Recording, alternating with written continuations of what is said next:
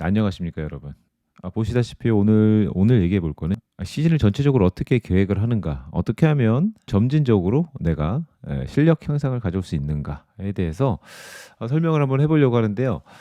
어, 오프 시즌 영상 그리고 이제 베이스 시즌 영상 이렇게 준비를 하면서 이거를 이제 바로 그 다음에 만들려고 준비를 했었던 건데 시간이 벌써 이렇게 많이 지났죠. 벌써 시즌 중반이고 뭐 그란 폰도다, 레이스다, 뭐 PR 도전이다 이런 것들 이미 많이 해보셨을 텐데 지금 시기가 또 괜찮습니다. 투어 데 프랑스가 또 얼마 남지 않았고요. 그거 보면서 또 이제 막 그 뜨거운 피가 끌어오르죠. 이거 막 타고 싶단 말이야 밖에 나가서. 그럴 때 요거 내가 좀 이제 어떻게 하면 같은 시간을 투자하더라도 이거 옆에 철수가 5시간, 옆에 영희가 6시간 했을 때 나는 얼마나 같은 시간을 들이고도 몇 배의 효과를 이끌어낼 수 있나 방법 그걸 한번 설명을 해볼까. 뭐 이거 제가 뭐 만들어낸 것도 아니고요. 저 어디서 듣고 공부는 많이 했습니다. 여러 가지. 그리고 제가 실험도 해봤고 그렇게 계속 해왔고요. 그리고 잘한 건지 못한 건지 모르겠지만 그래도 제가 만족할 만한 실력 향상이라 그럴까 그런 것들이 계속 있어 왔어요. 그리고 많은 선수들이 자기들의 경험을 통해서 증명을 해줬고 많은 투어의 프로 선수들도 이런 방식으로 훈련을 한다고 합니다. 그러니까 이 사실에 대해서는 의심하지 않고 과연 어떻게 하는 것인가에 대한 것만 좀 오늘 들어봤으면 좋겠어요. 자, 그래서 오늘 시즌을 계획하는 데 있어서 저희 이제 40대 중반 뭐 그 전 세대 그 윗세대도 항상 하는 게 있죠. 노 페인 노 게인이다. 뭐 열심히 하면 다 이루어질 것 같은데 열심히 해서 되는 건 없죠.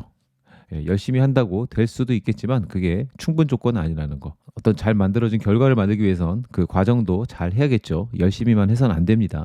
열심히 한 결과를 만들고 싶어 하는 건 아닙니다. 우리가 잘 한 결과를 만들고 어떤 성과를 내고 싶은 거죠.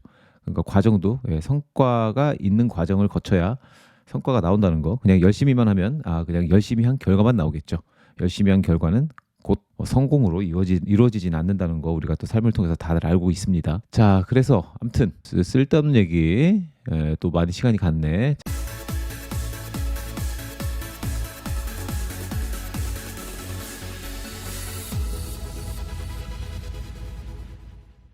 이게 트레이닝 플랜 이제 타임라인이라는 거 제가 이름을 붙여봤는데 보통 이제 트레이닝 플랜하고 이제 시즌을 계획하는 데 있어서는 이 타겟이 되는 어떤 시점이 존재를 합니다. 1월 달 요 부분에는 아마 저희가 뭐 베이스 또는 이제 오프 시즌을 가질 수 있죠. 여기하고 연결을 해서 이거는 지역마다 다를 수 있습니다. 그래서 저는 이제 캘리포니아 사계절이 있는 한국은 좀 다를 수 있겠죠. 그러니까 그리고 캘리포니아는 한 2월 달 중순쯤 되면 밖에서 자전거를 탈 수 있는 기후가 돼요. 그렇기 때문에 보통 많은 클럽이나 팀들이 시즌 오늘 한 3월 달쯤에 시작을 합니다. 그래서 저는 이제 3월 달쯤에 시작을 한다는 기준으로 말씀을 드리겠습니다. 이 베이스 과정을 거치고요. 그다음에 이 빌드 과정, 빌드를 하고 그리고 또 제가 레이스나 또 이벤트에 또 특화된 이런 훈련을 하게 되고 그다음에 이제 컨디셔닝이라는 이 과정을 거치게 되는데 그러기 위해서는 제일 먼저 이 플랜을 세우기 위해서는 이 날짜를 정해야 합니다. 그러니까 뭐 지금 6월 달에 뭐 설악 그랜폰도가 있었죠. 뭐 이거를 이 6월 달을 제가 이제 타겟으로 잡아도 되고요. 그리고 뭐 9월 달쯤에 또 많은 레이스들이 있어요. 9월 달, 10월 달 시즌을 마무리하는 시점에 많은 이벤트들에서는 9월 달, 10월 달에 또 많은 레이스들이 있곤 하는데 그때를 이제 날짜를 정하는 거죠. 날짜를 정해주면 자 그러면 여기 밑에 보시면 이제 제가 대충 적어놨는데 뭐 16주까지는 안 하겠죠. 이제 베이스 이렇게 그래서 이 타임라인 안에 우리가 이거를 적당하게 저희가 배치를 하는 거죠. 날짜가 레이스가 내가 목표하는 날짜가 어디쯤이다. 레이스가 됐건 이벤트가 됐건 내가 뭐 스트라바에서 뭐 PR을 하는 거가 됐건 아니면 FTP 테스트를 하는 날이다. 나는 FTP를 얼마까지 올리는 게 목표다. 그거는 사람마다 각자 틀립니다. 그렇기 때문에 맞다 틀리다는 없고요. 보통 이제 선수들은 이제 레이스 날이 되겠죠. 7월 달을 목표로 두고 아마 훈련을 하게 될 거예요. 그래서 이제 그 도프네라는 얼마 전에 열렸던 그 7일짜리 투어가 있었는데 거기서 누가 우승을 했더라? 연보비스마의 요나스 빙가고가 우승을 했죠. 지난번 투어 데 프랑스 우승자이기도 한데 도프네의 우승자가 투어 데 프랑스를 우승한다는 약간 징크스 속설 그런 것들이 있어요. 근데 이게 그냥 징크스에 지나는 게 아니고 어느 정도 사이언스가 그 뒷받침을 해줍니다. 투어 데 프랑스와 도프네의 이 기간 차이가 얼마 되지 않기 때문에 한 달도 되지 않아요. 그래서 이제 도프네 때 이 폼이 올라와 있는 사람들은 투어 데 프랑스에서 좋은 성과를 낼 가능성이 높다. 그래서 그 공식이 맞아 떨어진 적이 굉장히 많아요. 요번에도 이제 요나스가 할 텐데 암튼 그런 이제 과정을 거치게 되는 거죠. 그 도프네를 아마 투어 데 프랑스가 뭐 이쯤에 있다고 생각을 하면, 투어 데 프랑스가 한 이쯤에 있다라고 생각을 하면 이제 테이퍼링 과정 아니면 이 특화 과정을 이 도프네에서 이제 컨디셔닝을 했다고 저는 생각을 하는 거죠. 그러니까 그때 픽이 이제 많이 올라온 거야. 이 베이스 빌드 특화 과정을 다 끝내놓고 요 특화의 끝부분, 요 특화의 끝부분에서 이 테이퍼링 부분이 한 투어 데 도프네 정도라고 생각하고 여기가 이제 투어 데 프랑스가 있다고 이제 생각을 하시면 되겠습니다. 자, 그러면 제가 이제 베이스에 대해서 먼저 말씀을 이거 자꾸 움직여. 제가 요거 그냥 만들긴 했는데 이거 너무 힘들었어 만드는데. 아무튼 요 베이스에 대해서 이제 설명을 해드리면 이 베이스라는 것은 기초 체력을 쌓는 거죠. 기초 체력이 도대체 뭐냐라고 이제 마인드 매핑을 해보니까 웨이트 트레이닝이 있고 뭐 유연성, 뭐 스트레칭 뭐 이런 거 많이 하죠. 그리고 웨이트와 유연성을 같이 기르는 것이 또 중요하다는 얼마 전에 연구도 많이 나오고 유튜버 이름이 생각이 안 나는데 그분이 하는 논리가 꽤 괜찮았어요. 저는 이제 스터디나 논문 같은 것도 많이 읽어보긴 하는데 유튜브의 대부분이 잘못된 지식이 많지만 그중에 논리적으로 이해가 가고 합리적인 주장을 하시는 분들도 많이 있기 때문에 정보 홍수의 시대에서는 올바른 정보를 선별해 나가는 것도 이 시대를 살아가는 지혜라고 생각을 해요. 자, 아무튼 이제 베이스라는 것은 이제 기초 체력을 가지는 기간이다. 그 중에 기초 체력이라는 것은 이제 휴식, 웨이트 트레이닝과 더불어서 이제 유연성 훈련, 그리고 물론 저희가 좋아하는 존투, 꼭 해줘야 되는 존투, 그리고 이 안에는 템포와 이제 스위스팟 존까지. 그러니까 스위스팟이라고 하면 이거 5존, 6존 이런 뭐 7존 이런 모델에서 템포의 윗부분 그리고 트레시홀드의 밑에 부분을 아우르는 게 이제 스위스팟이고요. 집을 짓는 과정이라고 한번 베이스를 이렇게 넓게 가져가야 작은 베이스를 하게 되면 나중에 이렇게 쌓았을 때 이 정도밖에 오지 못하겠지만 이렇게 베이스가 이렇게 넓을 땐 이렇게 큰 집을 지을 수 있는 것처럼 피라미드를 지을 수 있는 것처럼 베이스를 넓고 단단하고 아주 튼튼하게 가져가면 이 위에다가 우리가 그 쌓아 올릴 빌드와 이제 특화 과정 그리고 이제 컨디셔닝 과정도 이제 베이스를 따라가게 됩니다. 이게 큰 밑그림을 그리는 거기 때문에 그래요. 베이스에서 바로 테이퍼링으로 넘어가는 경우도 있고요. 베이스에서 빌드까지만 하고 넘어갈 수도 있고 베이스에서 바로 특화 테이퍼링으로 넘어갈 수도 있습니다. 그렇기 때문에 베이스가 상당히 중요한 과정이고요. 베이스가 없으면 쉬면 뭐 1, 2주 쉬면 또 이렇게 금방 또 리셋이 되는 상황도 오곤 하는데 베이스가 튼튼한 분들은 몇 주를 쉰다고 해서 이렇게 실력의 저하가 바로바로 나타나지 않는 그런 이점도 있습니다. 자, 그래서 이제 베이스는 기초 체력이 기본이고 이제 그 안에는 이제 웨이트 트레이닝과 유연성이 있는데 웨이트에 관한 것들, 유연성이 스트레칭에 관한 것들은 이쁘지도 않은 제가 나와서 하는 건 별 의미가 없다고 생각을 하고 그 유튜브에 보면 많은 좋은 영상들이 있는 것 같아요. 그 자전거에 많이 사용되는 근육 그리고 자전거 부상 방지를 위한 웨이트와 유연성 정도는 추천을 해드릴 수 있는 건 있겠지만 제가 특별히 어떤 경험을 깊은 경험을 갖고 있지 않아서 추천해드리기는 좀 그럴 것 같고 그 많은 시간을 이 베이스 기간에서 보내기 때문에 이때 쌓이는 데이터 양이 나머지 페이지보다 더 많을 수 있어요. 더 많고 더 귀중한 데이터일 수 있습니다. 그 내년에도 또 베이스를 할 거고 그 후년에도 또 베이스를 할 거기 때문이죠. 그렇기 때문에 제가 항상 강조하는 건 심박과 파워미터도 있으면 좋다. 없으시다면 하나 구입하시면 자전거 휠이나 좋은 헬멧이나 이런 걸 사는 것보다 훨씬 더 자전거 실력 향상에 도움이 되는 툴이니까 자신 있게 추천드릴 수가 있습니다. 그리고 자 이제 템포. 데드존이라고도 해요. 스위스팟 트래시, 그러니까 트래시홀드 워크아웃을 요새는 많이 하지 않잖아요. 이 폴러라이즈다 그래갖고 볼륨이 최고다, 살살 타라. 그리고 이제 중간 이 템포존이라고 하는 존은 조금만 타라, 20%, 뭐 5% 정도. 그리고 킹 매치 더 퀸 이렇게 한번 표현을 해봤는데 볼륨이 킹이라면 하이인텐시티는 이제 퀸이라고 제가 한번 생각을 해봤습니다. 볼륨이 킹왕 짱인데 요게 또 퀸을 만나니까 이렇게 또 강해진다. 이게 또 이제 양극화라고도 얘기를 하고 폴러라이즈 트레이닝이라고도 얘기를 하죠. 자, 그래서 이렇게 트레이닝을 할 때 요 이제 가운데 존을 우리는 이제 데드 존이라고 해서 이 존을 하면 쓸데없다, 시간 낭비다, 오히려 이 존을 하면 느려진다. 왜 느려진다는 논리를 펼치는 건지 제가 나중에 말씀드리기로 하고, 그래서 이 템포존이라는 건 그런 존인데 많은 유튜버들이 이제 존2다 뭐 양극화가 최고다 이렇게 말씀들을 하는데 그게 어느 정도는 반 이상은 맞는 얘기다. 그렇지만 다른 시선에서 바라볼 게 충분히 있습니다. 이제 물론 나무를 자르는데 톱이나 전기톱이 필요한 건 맞죠. 그렇지만 그 나무를 다 잘랐을 때 붙이려면 뭐 본드를 쓴다든가 아니면 못을 쓴다든가 뭐 스크류를 쓴다든가 하는 그런 다른 툴이 필요한 것처럼 완성을 하는 데 있어서 템포와 스위스팟을 절대 무시할 수 없는 거고요. 그래서 템포와 스위스팟을 제가 베이스에다 집어넣습니다. 그리고 이제 베이스를 하는 과정에서 그 볼륨이 킹이다라는 컨셉으로 이렇게 볼륨만 왕창 끝까지 가져갈 수 있는 방법이 있는가 하면 파이라미럴이라 그래요. 그러니까 피라미드 방식이다. 그러니까 볼륨인데 요 밑에 중간에 이걸 이제 템포존이죠. 하이 인텐시티보다는 템포존을 좀 섞어준다. 자, 그래서 이제 베이스를 할 때 요 이제 템포와 스위스팟으로도 베이스를 할 수 있다. 시간이 없으신 분들, 특히 직장인들, 내가 일주일에 뭐 10시간 이상씩 존투를 탈 시간 없고 뭐 주말에 나가서 아이들하고 와이프한테 눈치가 보여서 4시간, 5시간씩 존투를 할 수 없는 경우, 그런 경우는 이제 템포와 스위스팟 하루에 뭐 1시간, 또 길어봐야 1시간 반에서 한 2시간까지만 투자를 해주시면 이 존투 몇 시간씩 하는 그런 효과를 또 템포와 스위스팟 존에서 충분히 가져올 수 있기 때문에, 그리고 여러 가지 이제 연구 데이터에 보면 더 많이 반응한 테스트 결과를 논문에서는 이게 맞다라고 얘기를 하죠. 왜냐면 답을 내줘야 하니까. 애매모호하게 얘는 그렇고 쟤는 그렇다 하면 사람들이 좋아하지 않습니다. 51대 49라도 사람들은 51이라는 거를 듣고 싶어 하지 51대 49니까 49도 고려를 해봐라, 이런 애매한 답 좋아하지 않아요. 찾아보면 존투가 좋다 이렇게 얘기하시는 분들이 있는 거 저도 이해는 합니다만, 존투가 그냥 절대적인 건 아닙니다.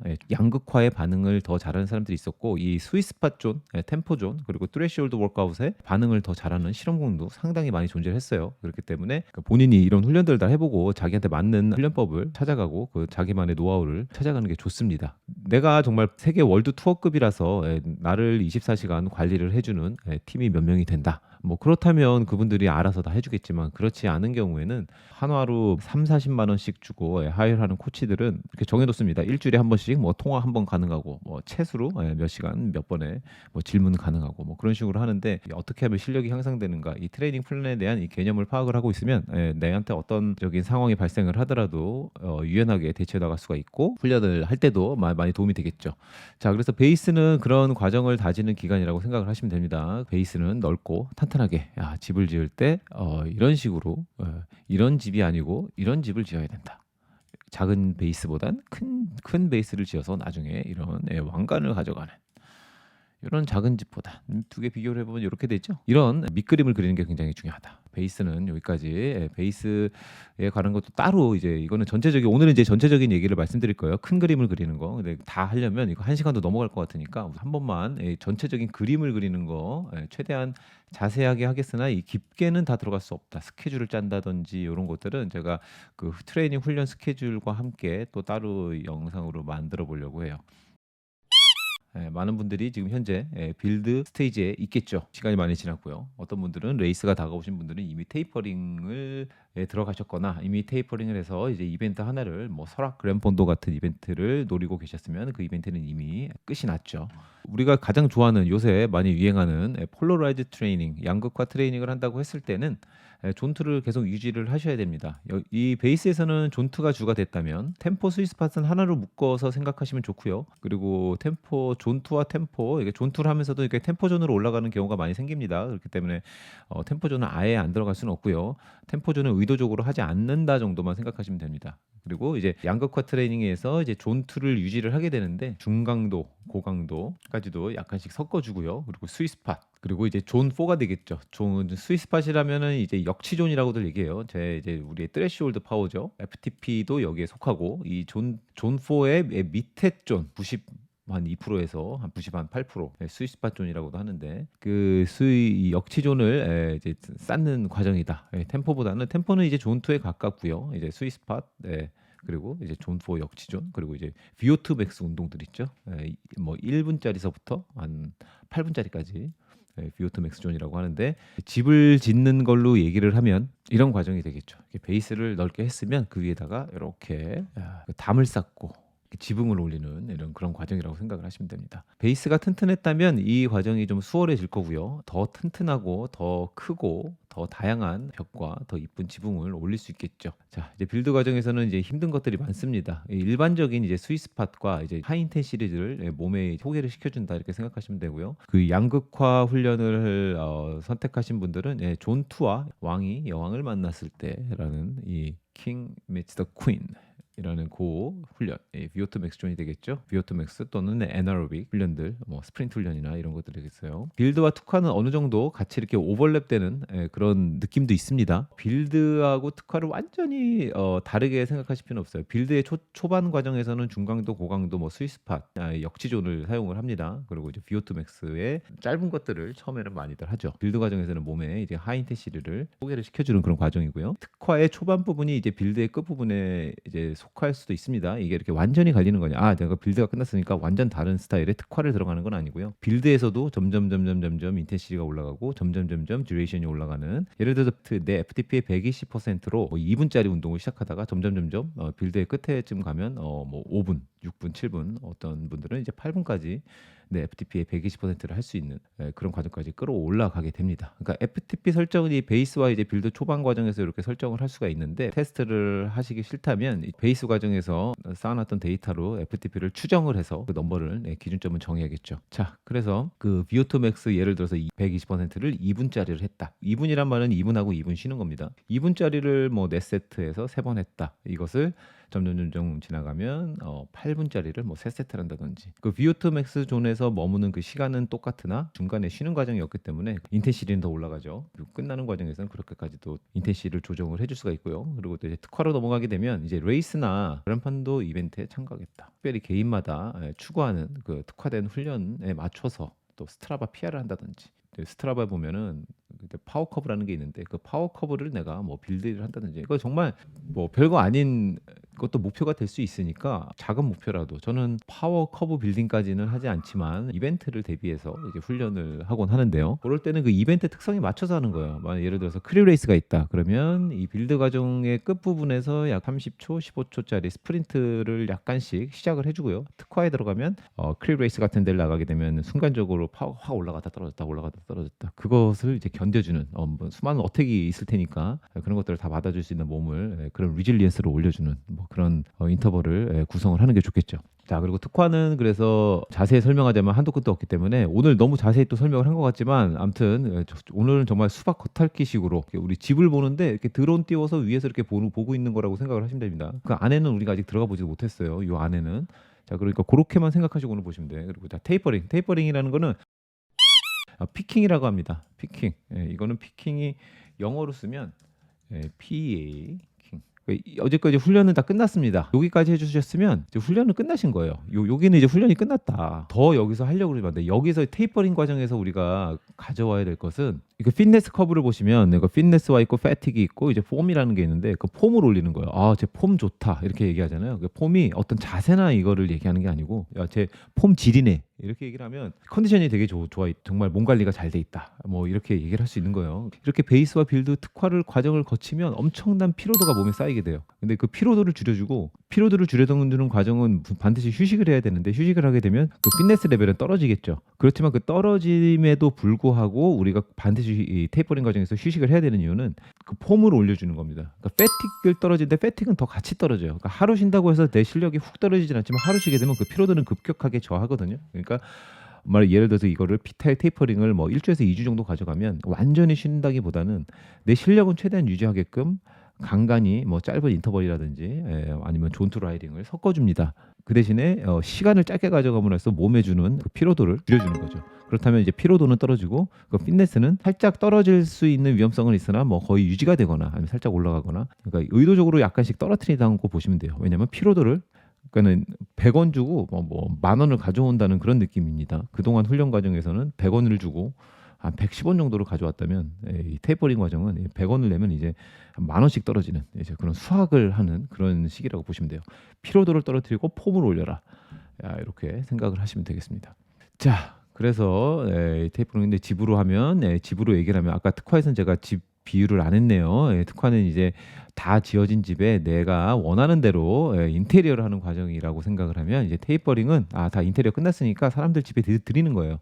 대회를 나간다든지 그런 이제 집들이 준비를 하는, 집들이에 뭐 이렇게 초대장을 돌리는 느낌. 자, 그래서 이 시즌의 계획은 되나 때나 하는 것이 아니라 이런 식으로 과학에 기반하여서 만들어진다. 트레이닝 픽스에서 몇 년 전에 코치들을 모아놓고 며칠 동안 수십 시간 동안 걸쳐서 웨비나를 진행을 했는데 이때 나온 내용들이 오늘 내용과 아주 비슷할 거예요. 물론 저도 압니다. 많이 부족하고 뭐 준비나 뭐 대본 같은 거 없이 그냥 막 떠들었습니다. 지금 1시간째 떠들고 있는데 편집하면 몇 분이 나올지는 모르겠어요. 아무튼 훈련을 하고 또 시즌을 계획함에 있어서 이런 영상을 찾아보시는 분들 많지 않는 거 압니다. 예쁜 아가씨가 나오는 것도 아니고 그냥 어떤 잘생긴 얼굴이 나오는 것도 아니고 재미없는 PPT 화면만 나왔는데도 이렇게 이 영상 봐주시는 분들은 훈련에 뭔가 패션이 있으신 분들이잖아. 알고 타면 빨라지고 그냥 타면 그냥 그 모양이라는 거. 그 이왕 탈 거 이렇게 똑같은 시간을 투자하고 똑같은 강도로 타더라도 더 큰 즐거움을 가져갈 수 있는 방법들이 이런 시즌 플래닝을 통해서 나올 수 있다는 거 여러분께 도움이 되었으면 좋겠고요. 그리고 또 우리 코어 사이클링의 시즌을 계획할 때도 저는 이제 이런 공식으로 이제 라웃을 만들고 라이딩 스타일을 정하고 라이딩 강도를 그날 다이나믹하게 변화를 줍니다. 그래서 이제 가끔 점점 왜 세지냐 간만에 나왔더니 너무 빠르더라 라고 느끼셨으면 맞죠. 아무래도 이 사이클링 팀의 방향은 자주 나오시는 분들 위주로 맞춰야겠죠. 그게 이제 큰 방향은 그렇게 가되 물론 새로 나오시는 분들이나 다시 복귀하시는 분들은 그날 나오시는 분들에 맞춰서 제가 또 뒤에서 같이 그분들하고 라이딩을 합니다. 토요일 날은 저는 쉬는 날로 정해놓고 주중에 훈련을 하고요. 그 코어 라이딩 동안에는 여러분들과 같이 시간을 보내기 때문에 같이 뒤에서 타면서 다리보다 입이 더 힘들 수 있어요. 자꾸 얘기를 해서. 그러니까 이렇게 나오시면 많은 도움이 되시지 않을까 싶습니다. 아무튼 뭐 오늘 영상 여기서 마치도록 하겠습니다. 나 키 주고 가는 거지? 키가 아예 없어. 안에 있어? 거기 안녕. 갔다 와. Keep our love intact, take a ride, turn them back so we can save on